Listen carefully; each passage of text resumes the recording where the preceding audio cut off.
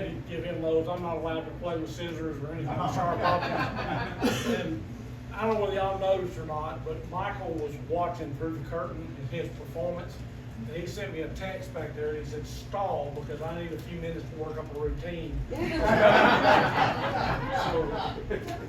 I got to take up a few minutes. Well, let me tell you, last year, since we're here at the Peabody, I'll tell y'all a story about something that kind of happened here. Last year, my wife wanted me to take her on a vacation to the Grand Canyon. And I couldn't see spending all that money to drive out there, the gas and the time to look at a big hole in the ground. So I packed up the lawn chairs, got a picnic basket, and we drove up to the highway and parked over by a pothole, and we just looked after that. Well, she got a little upset over that, got a little mad at me, so to try to make it up to her, I came down here to the Peabody and I rented the penthouse suite up on the top floor up there and brought her down here, and we got here, we've been here maybe 5 minutes, and we got in this big, huge fight. I mean, it was terrible. Next thing I know, she's threatening to jump out the window.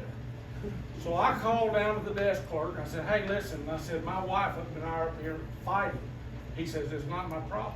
I said, but she's threatening to jump out the window. He said, it's still not my problem. I said, oh, yes, sir, it is. The window is stuck. Of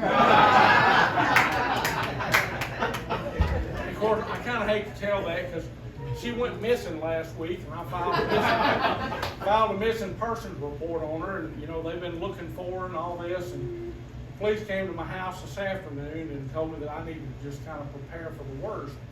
So tomorrow morning I'm gonna go Salvation Army so I get her clothes back.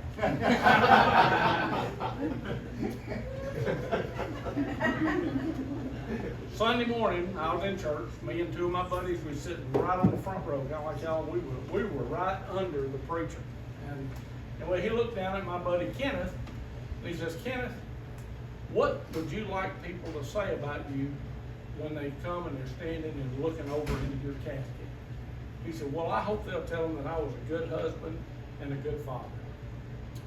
He looked at my buddy John. He says, John, what would you like for people to say as they're looking over into your casket? He said, well, I want people to say that I was a good man and that I was kind to everyone. Then the preacher asked me, he said, what would you want people to say about you looking down into your casket? I said, I want them to say, hey, look, he's breathing. All right, I'm going to tell y'all a quick poem. I hope he's got his whole new routine worked out back here.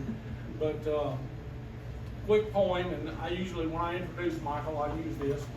And I say it kind of fast, it's hard for me to say it slow, so try to listen fast. Ladies and gentlemen, dogs and cats, cross-eyed mosquitoes and mulligan gnats, I'm here before you, not behind you. I'm here to address you, not to undress you. The problem this meeting is, last night about midnight, an old drunk farmer ran over a dead cow in a broken truck and like killed him. So we went back to the castle, went up 3 flights and down 3 flights, and saw old King Cole sit at the corner of a round table watching the magic of Michael play.